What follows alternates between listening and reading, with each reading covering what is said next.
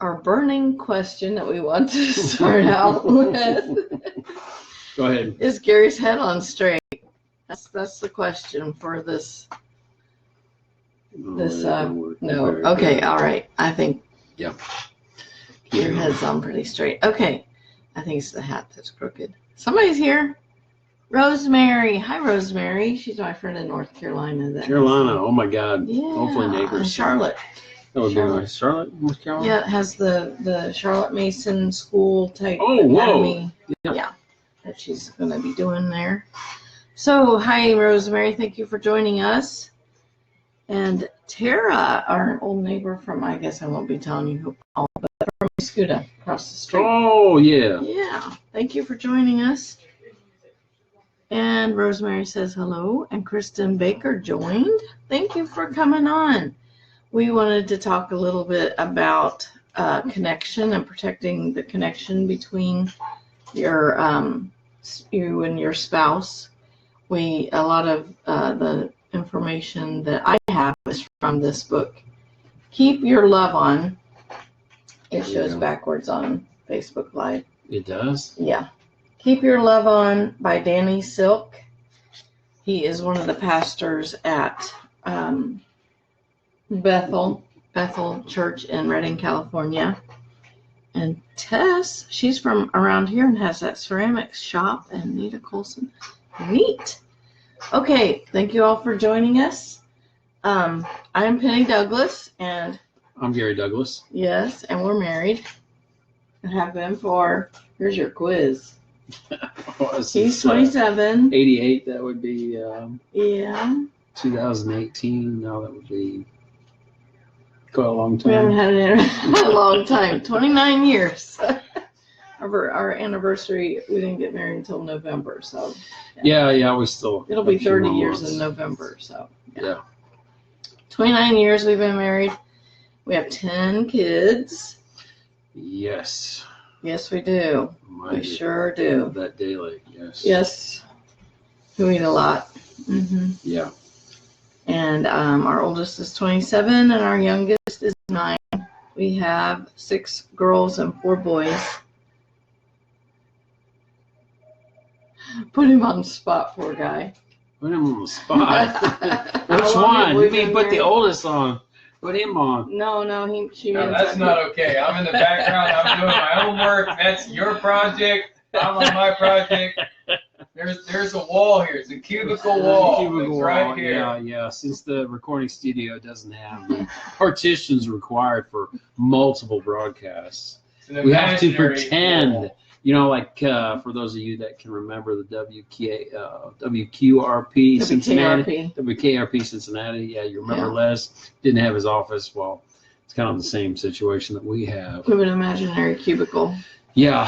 Sean's working on a podcast, editing a podcast. He's our oldest. Yeah, and the others are either doing some online learning or job application or some other things too. There's others in there that are listening to Arthur Burke.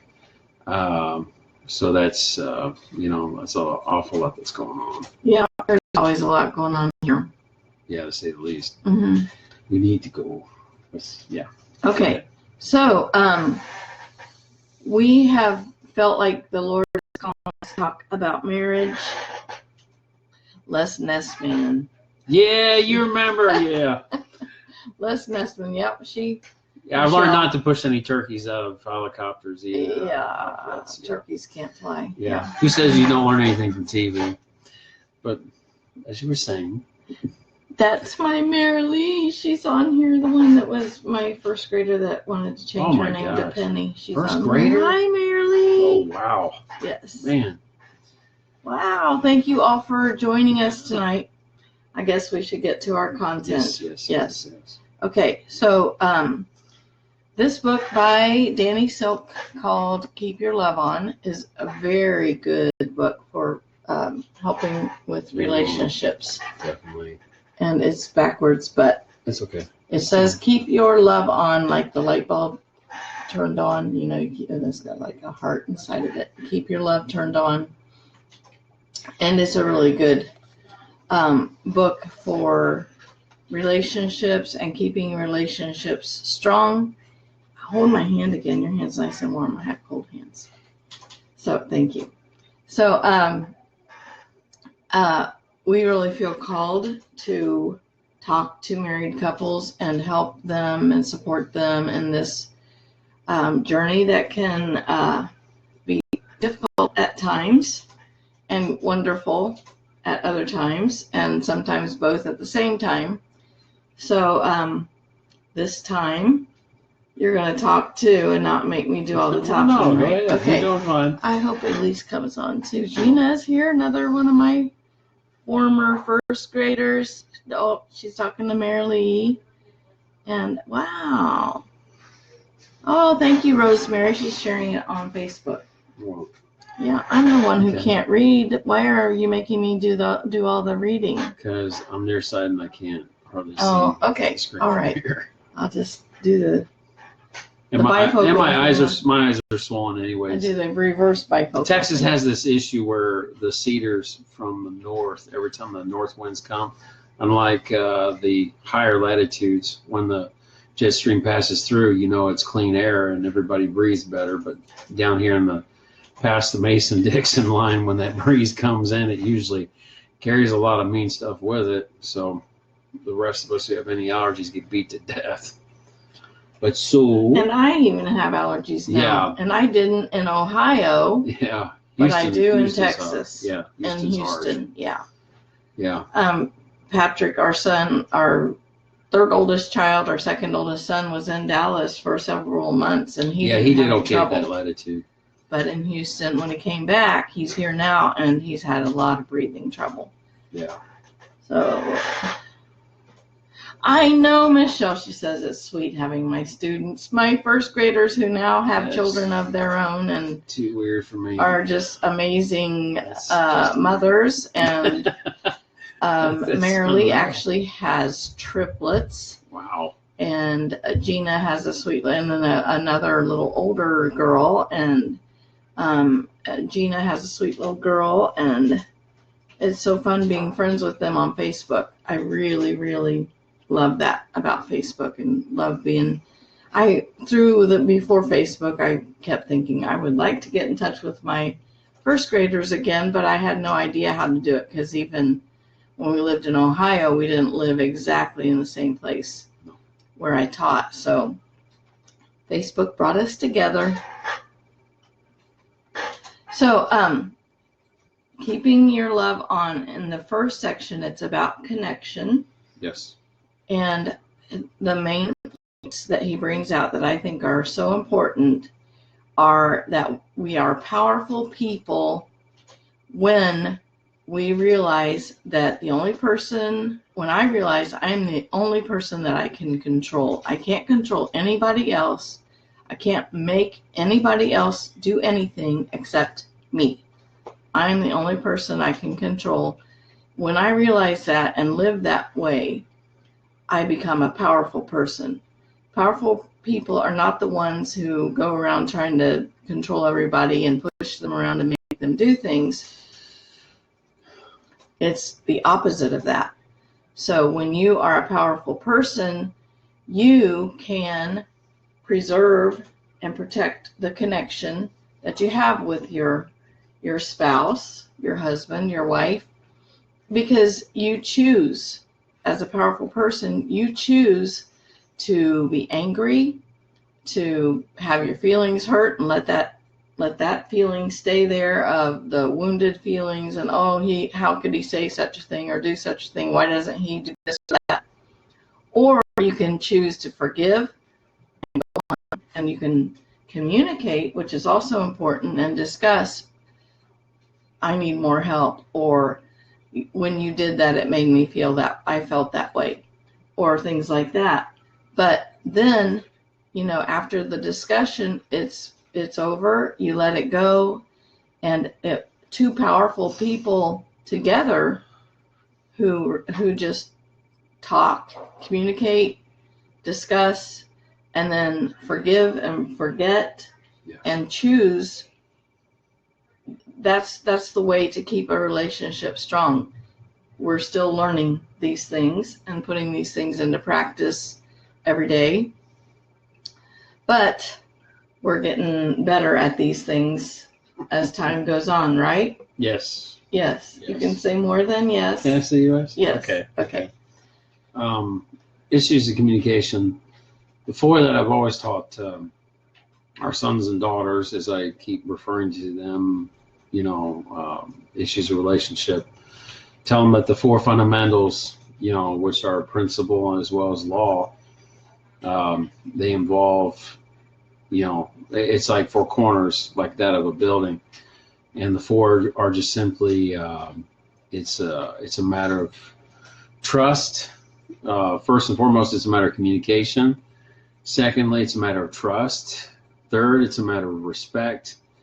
And of course, the fourth is affirmation.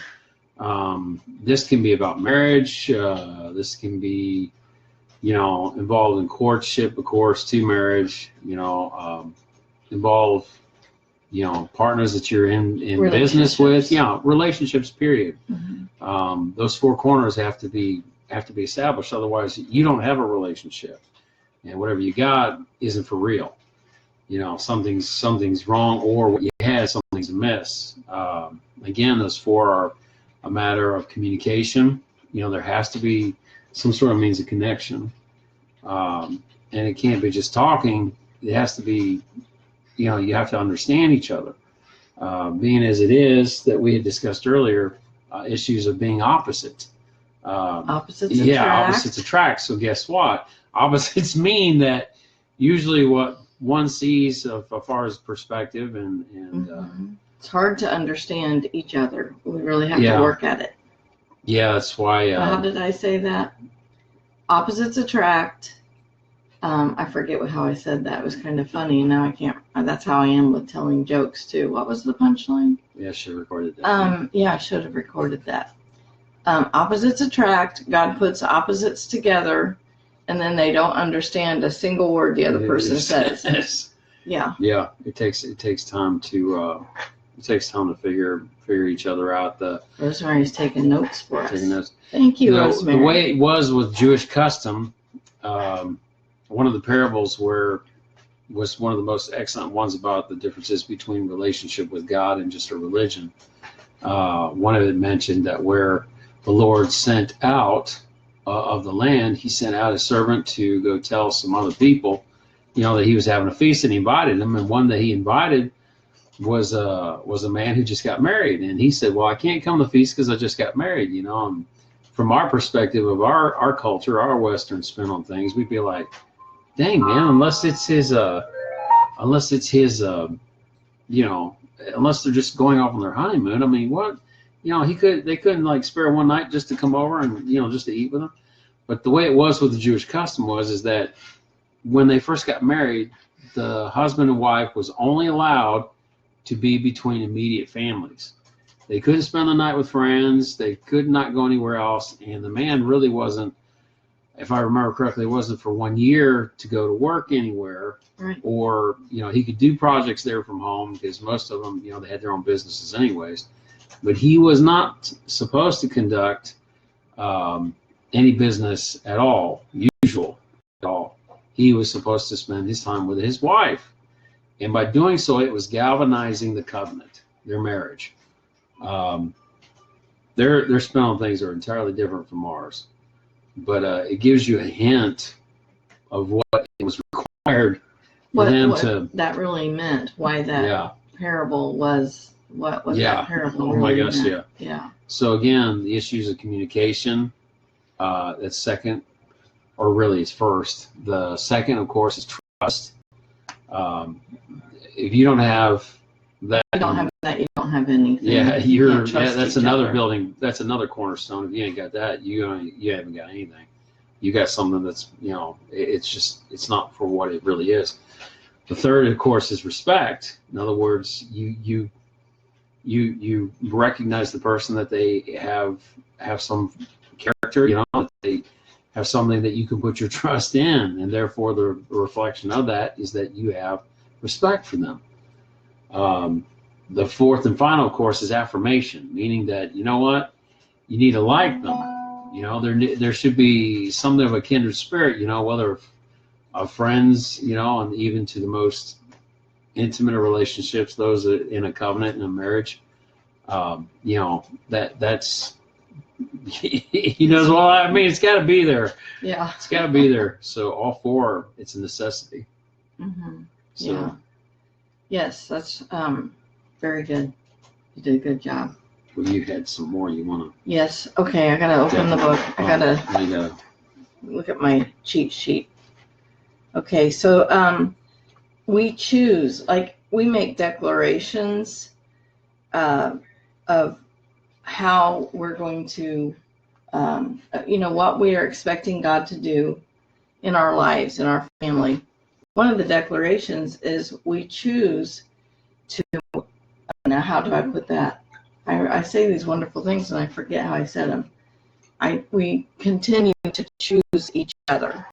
Even though it's been 29 years that we've been married, we just, it's like, Marty Selby is on here. Hi, Marty. Yeah, Rosemary put the little quip for me. Opposites attract, but sometimes have to work really hard to get along. Yeah. Yes. But we continue to choose each other, just all through the years. Marty, you've been married a lot longer than we have, and I know you and Doug are continuing to choose each other, and that's what we have to do. And no matter, you know, everything that's happened in the past is water under the bridge. Wow, Carol McDonald, Tina Hauser's mom. Thank you for coming on.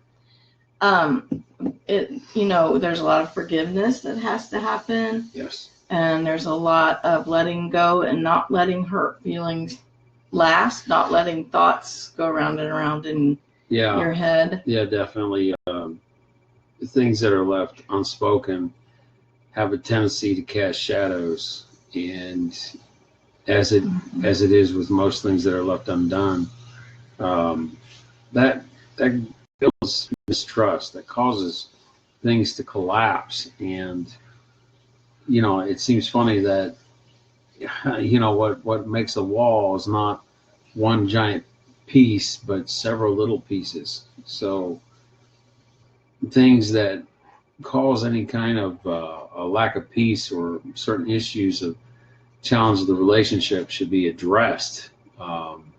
Those things should be brought up.